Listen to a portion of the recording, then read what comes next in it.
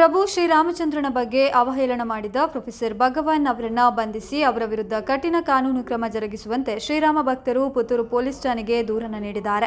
ಮೊದಲಿಗೆ ಪುತ್ತೂರು ಶ್ರೀ ಮಹಾಲಿಂಗೇಶ್ವರ ದೇವಸ್ಥಾನಕ್ಕೆ ತೆರಳಿದಂತಹ ಶ್ರೀರಾಮ ಭಕ್ತರು ಪ್ರೊಫೆಸರ್ ಭಗವಾನ್ ಶ್ರೀರಾಮನ ಬಗ್ಗೆ ಮಾಡಿದ ಅವಹೇಳನಕ್ಕೆ ದೇವರು ಶಿಕ್ಷೆ ನೀಡಬೇಕು ಎಂದು ಪ್ರಾರ್ಥಿಸಿದರು. ಬಳಿಕ ಅಲ್ಲಿಂದ ಪುತ್ತೂರು ನಗರ ಠಾಣೆಯವರೆಗೆ ಕಾಲ್ನಡಿಗೆಯಲ್ಲಿ ತೆರಳಿದ ಶ್ರೀರಾಮ ಭಕ್ತರು ಪ್ರೊಫೆಸರ್ ಭಗವಾನ್ಗೆ ಧಿಕ್ಕಾರವನ್ನ ಕೂಗಿದ್ರು. ಹಿಂದೂ ಧರ್ಮದ ದೇವರಾದ ಶ್ರೀರಾಮಚಂದ್ರನ ಬಗ್ಗೆ ಅವಹೇಳನಕಾರಿ ಮಾತುಗಳನ್ನು ಆಡುತ್ತಾ ಪ್ರೊಫೆಸರ್ ಭಗವಾನ್ ಸಮಾಜದಲ್ಲಿ ಶಾಂತಿಯನ್ನ ಕೊಡುವ ಯೋಚನೆಯಲ್ಲಿದ್ದಾರೆ. ಪ್ರಭು ಶ್ರೀರಾಮಚಂದ್ರ ದಶರಥನಿಗೆ ಹುಟ್ಟಿರುವವನಲ್ಲ, ರಾಣಿ ಪುರೋಹಿತರ ಜೊತೆ ಮಲಗ್ತಾಳೆ ಎಂಬ ಅಸಂಬದ್ಧ ಹೇಳಿಕೆಯನ್ನ ನೀಡಿ ಸಮಾಜದ ಅಶಾಂತಿಗೆ ಕಾರಣವಾಗಿದ್ದಾರೆ. 2024ರಲ್ಲೂ ಪ್ರೊಫೆಸರ್ ಭಗವಾನ್ ಶ್ರೀರಾಮಚಂದ್ರನ ಬಗ್ಗೆ ಅವಹೇಳನಕಾರಿ ಹೇಳಿಕೆ ನೀಡಿದ್ದಾರೆ. ಆ ಸಂದರ್ಭದಲ್ಲೂ ಪುತ್ತೂರು ನಗರ ಠಾಣಾ ಪೊಲೀಸರಿಗೆ ದೂರು ನೀಡಿದ್ರು ಯಾವುದೇ ಕ್ರಮವನ್ನ ಕೈಗೊಳ್ಳಿಲ್ಲ. ಇದೀಗ ಮತ್ತೆ ಇಂತಹ ಅವಹೇಳನಕಾರಿ ಹೇಳಿಕೆ ನೀಡಿ ಪ್ರೊಫೆಸರ್ ಭಗವಾನ್ ಸಮಾಜದ ಶಾಂತಿಯನ್ನ ಕದಡ್ತಿದ್ದಾರೆ. ಇಂಥವರ ವಿರುದ್ಧ ಕೂಡಲೇ ಕಾನೂನು ಕ್ರಮ ಕೈಗೊಳ್ಳಬೇಕು ಎಂದು ಶ್ರೀರಾಮ ಭಕ್ತರು ಪುತ್ತೂರು ನಗರ ಠಾಣೆಗೆ ದೂರನ್ನ ದಾಖಲಿಸಿದ್ದಾರೆ. ಈ ಸಂದರ್ಭದಲ್ಲಿ ಹಿಂದೂ ಮುಖಂಡರಾದ ಡಾಕ್ಟರ್ ಸುರೇಶ್ ಪುತ್ತೂರಾಯ,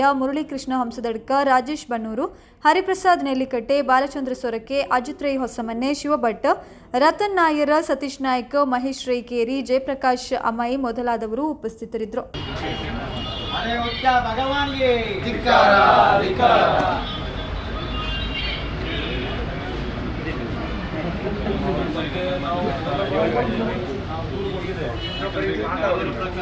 ಸಣ್ಣ ವಾಟ್ಸಪ್ಪಲ್ಲಿ ಬಂದರೂ ಕೂಡಲೇ ನೀವು ಕ್ರಮ ತಗೊಳ್ತೀವಿ. ಹಾಗಿರುವಾಗ ಇದು ಸಾರ್ವಜನಿಕವಾಗಿ ರಿಪೀಟೆಡ್ ಆಗಲಿ ಹಿಂದೂ ಧರ್ಮದ ಬಗ್ಗೆ, ರಾಮದೇವರ ಬಗ್ಗೆ ಹೇಳ್ತಾ ಇದ್ದಾರೆ. ಮನಸ್ಸಲ್ಲಿ ಬೇಜಾರು ಉಂಟು.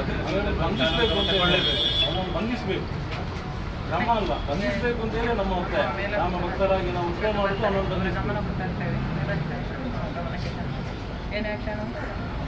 ಅನ್ನೋದು ಇತ್ತೀಚೆಗೆ ಎಲ್ಲರೂ ಸಾರ್ವಜನಿಕರಿಗೆ ತಿಳಿದ ಹಾಗೆ ಮೈಸೂರಿನಲ್ಲಿ ಪ್ರೊಫೆಸರ್ ಭಗವಾನ್ ಎಂಬ ವ್ಯಕ್ತಿಯೊಬ್ಬರು ನಿರಂತರವಾಗಿ ಹಿಂದೂ ಧರ್ಮದ ಬಗ್ಗೆ, ನಮ್ಮೆಲ್ಲ ಆರಾಧ್ಯ ಮೂರ್ತಿ ಪ್ರಭು ಶ್ರೀ ರಾಮಚಂದ್ರರ ಬಗ್ಗೆ ನಿರಂತರವಾಗಿ ಅವಹೇಳನವಾಗಿ ಮಾತಾಡ್ತಾ ಇದ್ದಾರೆ.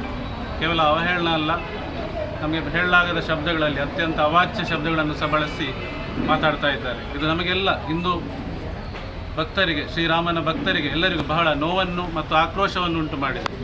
ಇದನ್ನು ಅವರು ಈ ರೀತಿಯಾಗಿ ಹಿಂದೆ ಸಹ ಮಾಡಿದರೂ ಸಹ ಅವರ ವಿರುದ್ಧ ಯಾವುದೇ ಕಾನೂನು ಕ್ರಮ ತೆಗೆದುಕೊಂಡದ್ದು ಯಾವುದು ಕಾಣ್ತಾ ಇಲ್ಲ. ಆದ್ದರಿಂದ ನಾವೆಲ್ಲ ಇವತ್ತು ಪುತ್ತೂರಿನಲ್ಲಿರುವ ಶ್ರೀರಾಮ ಭಕ್ತರು ಪೊಲೀಸ್ ಇಲಾಖೆಗೆ ಒಂದು ಮನವಿಯನ್ನು ಕೊಟ್ಟಿದ್ದೇವೆ. ಪ್ರೊಫೆಸರ್ ಶ್ರೀ ಭಗವಾನ್ ಎಂಬ ವ್ಯಕ್ತಿಯ ವಿರುದ್ಧ ಸೂಕ್ತವಾದ ಕಾನೂನು ಕ್ರಮವನ್ನು ಕೂಡಲೇ ತೆಗೆದುಕೊಳ್ಳಬೇಕು. ಯಾಕೆಂತ ಹೇಳಿದರೆ ಇದು ಸಮಸ್ತ ಹಿಂದೂ ಜನಾಂಗಕ್ಕೆ ಅವರು ಮಾಡ್ತಾ ಇರುವ ಅವಮಾನ ಹಾಗೂ ಎಲ್ಲ ಜನರಲ್ಲಿ ಇದರ ಬಗ್ಗೆ ಒಂದು ಆಕ್ರೋಶ ಇದೆ. ಇದು ಆಕ್ರೋಶ ಇನ್ನಷ್ಟು ವ್ಯಾಪಿಸುವ ಮೊದಲು ಸೂಕ್ತ ಕಾನೂನು ಕ್ರಮ ತೆಗೆದುಕೊಂಡರೆ ಖಂಡಿತವಾಗಿಯೂ ನಾಡಿನ ಶಾಂತಿ ಸುವ್ಯವಸ್ಥೆ ಕಾಪಾಡಲಿಕ್ಕೆ ಅನುಕೂಲವಾಗಬಹುದು ಅಂತ ನಮ್ಮೆಲ್ಲರ ನಂಬಿಕೆ. ಆ ಪ್ರಯುಕ್ತ ಸರ್ಕಾರವು ಕೂಡಲೇ ಈ ಬಗ್ಗೆ ಗಮನ ಹರಿಸಿ ನಾವು ಇವತ್ತು ಶ್ರೀರಾಮನ ಭಕ್ತರು ಪುತ್ತೂರಿನಲ್ಲಿ ಏನು ಮನವಿ ಕೊಟ್ಟಿದ್ದೇವೋ ಅದರ ಬಗ್ಗೆ ಸೂಕ್ತ ಕಾನೂನು ಕ್ರಮ ತೆಗೆದುಕೊಳ್ಬೇಕೆಂದು ನಾವು ಸರ್ಕಾರವನ್ನು ಈ ಮೂಲಕ ಪೊಲೀಸ್ ಇಲಾಖೆಯನ್ನು ಸಹ ಆಗ್ರಹ ಮಾಡ್ತಾ ಇದ್ದೇವೆ. ಈ ರಾಷ್ಟ್ರದ ಸಂಸ್ಕೃತಿಯ ಮೇರುಪರ್ವ, ಕೋಟ್ಯಾಂತರ ಜನರ ಭಾವನೆಗಳ ಸಂಸ್ಕೃತಿಯ ಮೇರು ಸ್ವರೂಪಿಯಾಗಿರ್ತಕ್ಕಂಥ ಪ್ರಭು ಶ್ರೀರಾಮಚಂದ್ರನ ಬಗ್ಗೆ ಮೈಸೂರಿನಲ್ಲಿ ಒಬ್ಬ ಬುದ್ಧಿಜೀವಿ ಅಂತ ಹೇಳ್ಕೊಂಡು ಬಂದಿರತಕ್ಕಂಥ ವ್ಯಕ್ತಿ ಅನೇಕ ಸಲ, ಇವತ್ತು ನಿನ್ನೆದಲ್ಲ, ಅನೇಕ ಸಲಗಳಿಂದ ಸಮಾಜದ ಸ್ವಾಸ್ಥ್ಯವನ್ನೇ ಹಾಳು ಮಾಡಬೇಕು ಅಂತ ಹೇಳುವಂಥ ಏಕೈಕ ಉದ್ದೇಶವನ್ನು ಇಟ್ಟುಕೊಂಡು ಹಿಂದೂ ಸಮಾಜವನ್ನು ಅವಹೇಳನ ಮಾಡುವಂಥ, ನಮ್ಮ ನಂಬಿಕೆಯ ಶ್ರದ್ಧೆಯ ಭಾಗವನ್ನು ಅವಹೇಳನ ಮಾಡುವಂಥ ಕೆಲಸಗಳನ್ನು ನಿರಂತರವಾಗಿ ಮಾಡ್ತಾ ಇರ್ತಕ್ಕಂಥದ್ದು ಇಡೀ ಸಮಾಜಕ್ಕೆ ತಿಳಿದಿದೆ. ಅನೇಕ ಬಾರಿ ಅನೇಕ ಸಂಘಟನೆಗಳು, ಕಾರ್ಯಕರ್ತರು ಪೊಲೀಸ್ ಇಲಾಖೆಗೆ ದೂರುಗಳನ್ನು ಕೊಟ್ಟು ಅವರ ಮೇಲೆ ಕೇಸುಗಳನ್ನು ದಾಖಲಿಸುವಂಥ ಪ್ರಯತ್ನಗಳು ನಡೆದರೂ ಸಹ ನಿರಂತರವಾಗಿ ಈ ರೀತಿ ಹಿಂದೂ ಸಮಾಜದ ಭಾವನೆಗಳನ್ನು ಕೆರಳಿಸುವಂಥ ಕೆಲಸವನ್ನು ಒಬ್ಬ ಬುದ್ಧಿಜೀವಿ ಮೈಸೂರಿನಲ್ಲಿ ಮಾಡ್ತಾ ಇರ್ತಕ್ಕಂಥದ್ದು ಇಡೀ ಹಿಂದೂ ಸಮಾಜಕ್ಕೆ ಆಘಾತವನ್ನು ಇವತ್ತು ತಂದಿದೆ. ಆ ಪ್ರಯುಕ್ತ ಪುತ್ತೂರಿನ ರಾಮ ಭಕ್ತರು ಎಲ್ಲ ಒಕ್ಕೊರಲಿನಿಂದ ಇಲ್ಲಿ ಆರಾಧ್ಯ ಮೂರ್ತಿಯಾಗಿರ್ತಕ್ಕಂಥ ಮಹಾಲಿಂಗೇಶ್ವರನ ಸನ್ನಿಧಿಯಲ್ಲಿ ಪ್ರಾರ್ಥನೆಯನ್ನು ಮಾಡಿ ಈ ಸಲ ಒಂದು ತಕ್ಕ ಶಾಸ್ತಿ ಆಗಬೇಕು ಮತ್ತು ಸರಿಯಾಗಿರ್ತಕ್ಕಂಥ ಕಾನೂನು ಪ್ರಕಾರ ಏನು ಇವತ್ತು ಪೊಲೀಸ್ ಇಲಾಖೆ ಯಾವುದೋ ಒಂದು ಸಣ್ಣ ದನ ಹಿಡಿದ ಕೆಲಸವನ್ನು ಮಾಡಿದರೆ ಯಾವುದೋ ಕೋಕೆ ಆ್ಯಕ್ಟ್ ಹಾಕ್ಬೋದು, 307 ಕೇಸನ್ನು ಹಾಕ್ಬೋದು. ಆದರೆ ಇಡೀ ಸಮಾಜದ ರಾಮಭಕ್ತರ ಭಾವನೆಗಳ ಮೇಲೇ ಆಘಾತ ಮಾಡಿದಾಗ ಯಾಕೆ ಇವತ್ತು ಕಾನೂನಿನ ಪ್ರಕಾರ ಅಂಥ ವ್ಯಕ್ತಿಗಳನ್ನ ಕಟ್ಟಿ ಹಾಕ್ಲಿಕ್ಕೆ ಆಗೋದಿಲ್ಲ? ಅವರಿಗೆ ಕಾನೂನು ಮುಖಾಂತರ ಯಾಕೆ ಅವರಿಗೆ ತಕ್ಕ ಶಾಸ್ತಿಯನ್ನು ಬುದ್ಧಿಯನ್ನು ಕಲಿಸುವಂಥ ಕೆಲಸವನ್ನು ಮಾಡಲಿಕ್ಕೆ ಆಗೋದಿಲ್ಲ ಅಂತ ಹೇಳೋದು ಸಹಜವಾಗಿ ಇವತ್ತು ಸಮಾಜದಲ್ಲಿ ಬಂದಿರತಕ್ಕಂಥ ವಿಷಯ. ಅದಕ್ಕೋಸ್ಕರ ಇವತ್ತು ನಾವೆಲ್ಲ ಸೇರಿ ಇವತ್ತು ಪೊಲೀಸ್ ಇಲಾಖೆಗೆ ಇವತ್ತು ದೂರನ್ನು ಸಲ್ಲಿಸಿದ್ದೇವೆ ಮತ್ತು ಬೇರೆ ಬೇರೆ ಕಡೆಗಳಲ್ಲಿ ಇವತ್ತು ದೂರನ್ನು ಸಲ್ಲಿಸುವಂಥ ಕೆಲಸಗಳಾಗಿದೆ. ತಕ್ಷಣ ಇದಕ್ಕೆ ಕಾನೂನು ಪ್ರಕಾರ ಅವರ ಮೇಲೆ ಮೊಕದ್ದಮೆಯನ್ನು ದಾಖಲಿಸಬೇಕು ಮತ್ತು ಅವರ ಬಾಯಿಯನ್ನು ಬಂದ್ ಮಾಡುವಂಥ ಕೆಲಸವನ್ನು ಇಲಾಖೆ ಮಾಡದೇ ಇದ್ದರೆ ಮತ್ತು ಸಮಾಜದ ಸ್ವಾಸ್ಥ್ಯವೂ ಅದನ್ನು ಹಾಳು ಆಗುವಂಥ ದಿನಗಳು ಬರ್ಬೋದು. ಅದಕ್ಕೋಸ್ಕರ ಇವತ್ತು ಇಲಾಖೆಗಳು, ಸರ್ಕಾರಗಳು ಇದಕ್ಕೆ ಸೂಕ್ತ ಕ್ರಮವನ್ನು ಮಾಡಬೇಕು ಅಂತ ಹೇಳುವಂಥ ಆಗ್ರಹವನ್ನು ಈ ಸಂದರ್ಭದಲ್ಲಿ ನಮ್ಮೆಲ್ಲರ ಪರವಾಗಿ ಮಾಡ್ತಾ ಇದ್ದೀವಿ. ಜೈ ಶ್ರೀರಾಮ್. ಬಹುಸಂಖ್ಯಾತರು ಆರಾಧಿಸಿಕೊಂಡು ಬರುವಂಥ ಆರಾಧ್ಯ ದೇವರಾದ ಪ್ರಭು ಶ್ರೀರಾಮಚಂದ್ರನ ಬಗ್ಗೆ ಅನೇಕ ಬಾರಿ ಅವಹೇಳನವಾಗಿ ಮಾತಾಡುವಂಥ ಒಬ್ಬ ನೀಚ ಗಂಜಿಗಿರಾಕಿ ಅಂತ ಹೇಳಿದರೂ ತಪ್ಪಾಗಲಿಕ್ಕಿಲ್ಲ. ಪ್ರೊಫೆಸರ್ ಬೇರೆ, ಅವನಿಗೆ ಕೇಡು. ಭಗವಾನ್ ಎನ್ನುವವನು ಅನೇಕ ಬಾರಿ ನಮ್ಮ ರಾಮದೇವರ ಬಗ್ಗೆ ಮತ್ತು ನಮ್ಮ ಹಿಂದೂ ಧರ್ಮದ ಬಗ್ಗೆ ಕೆಟ್ಟ ಶಬ್ದಗಳಿಂದ ಹೇಳುವಂಥದ್ದನ್ನು ನಾವು ಈ ಪ್ರಥಮವಾಗಿ ನೋಡುವುದಲ್ಲ, ಅನೇಕ ಬಾರಿ ನಾವು ನೋಡ್ತಾ ಇದ್ದೇವೆ. ಇವನನ್ನು ಯಾಕೆ ಸರ್ಕಾರ ಬಂಧಿಸುವುದಿಲ್ಲ ಅಂತ ಹೇಳುವಂಥದ್ದು ನಮಗೆ ಭಕ್ತಾದಿಗಳಿಗೆ ಭಾಳ ಬೇಸರ ಇದೆ.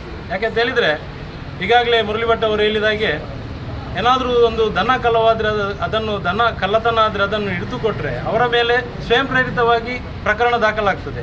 ಹಾಗಾದರೆ ಇಂಥ ನೀಚ ಕೆಟ್ಟವರನ್ನು ಯಾಕೆ ಪೊಲೀಸ್ ಇಲಾಖೆಯವರು ಬಂಧಿಸುವುದಿಲ್ಲ, ಅವರನ್ನು ಯಾಕೆ ಬಂಧನ ಮಾಡುವುದಿಲ್ಲ ಅಂತ ಹೇಳುವಂಥದ್ದು ನಾವು ಹೋದ ಬಾರಿಯೂ ಕೂಡ ನಾವು ಹೇಳಿದ್ದೇವೆ ಮನವಿಯಲ್ಲಿ. ತಕ್ಷಣ ಅವನನ್ನು ಒಂದು ಬಂಧಿಸಬೇಕು, ಇಲ್ಲದಿದ್ದರೆ ಆ ಹುಚ್ಚನನ್ನು ಗಡಿಪಾರು ಮಾಡಬೇಕು ಈ ರಾಜ್ಯದಿಂದ ಅಂತೇಳಿ. ಯಾವುದು ಕೂಡ ಆಗ್ತಿಲ್ಲ ಅಂತ ಹೇಳಿದರೆ ಇವನ ಹಿಂದೆ ಯಾರಿದ್ದಾರೆ ಅಂತ ಹೇಳುವಂಥದ್ದು ತನಿಖೆಯಲ್ಲಿ ಗೊತ್ತಾಗಬೇಕು. ನಾವು ನಮ್ಮ ಪುತ್ತೂರಿನ ಶಾಸಕರಲ್ಲಿ ನಾವು ಹೇಳುವಂಥದ್ದು, ಅವರು ಅನೇಕ ಬಾರಿ ಹೇಳ್ತಾರೆ ನಾನೊಬ್ಬ ಹಿಂದೂ ಅಂತೇಳಿ ಎದೆ ತಟ್ಟಿ ಹೇಳ್ತಾರೆ. ನಮಗೆ ಭಾಳ ಅವರ ಮೇಲೆ ಗೌರವ ಇದೆ. ಅವರ ಹತ್ರ ನಾವು ಹೇಳುವಂಥದ್ದು, ಅವರು ಹೋಮ್ ಮಿನಿಸ್ಟ್ರಿಗೆ, ಗೃಹ ಸಚಿವರಿಗೆ ಫೋನ್ನ ಮುಖಾಂತರ ಈ ಒಬ್ಬ ನೀಚ ಕೆಟ್ಟ ಭಗವನ್ನನ್ನು ಬಂಧಿಸಬೇಕು ಅಂತೇಳಿ ಅವರು ಒತ್ತಾಯವನ್ನು ಮಾಡಬೇಕು. ಹಾಗೆಯೇ ನಮ್ಮ ಈ ಒಂದು ಜಿಲ್ಲೆಯ ಮಾಜಿ ಸ್ಪೀಕರ್ ಆದಂಥವ್ರು ಯು ಟಿ ಖಾದರ್ರವರು ಕೂಡ ನಮ್ಮ ಹಿಂದೂಗಳ ಅನೇಕ ಧಾರ್ಮಿಕ ವಿಚಾರಗಳಿಗೆ ಬಹಳ ಗೌರವವನ್ನು ಕೊಡುವಂಥವ್ರು. ಅವರು ಕೂಡ ಇದರ ಬಗ್ಗೆ ಸ್ವಲ್ಪ ಮಾತಾಡಬೇಕು ಅಂತ ಹೇಳಿ ನಾವೆಲ್ಲ ಭಕ್ತಾದಿಗಳು ನಾವು ಅವರ ಹತ್ರ ಕೇಳಿಕೊಂಡಿದ್ದೇವೆ. ಇನ್ನೊಂದು ಬೇಸರದ ವಿಷಯ ಏನು ಅಂತ ಹೇಳಿದರೆ, ರಾಮದೇವರ ಹೆಸರನ್ನು ಹೇಳಿಕೊಂಡು ಅಧಿಕಾರಕ್ಕೆ ಬಂದ 5 ಶಾಸಕರು ಇವತ್ತು ಮೌನವಾಗಿರುವಂಥದ್ದು.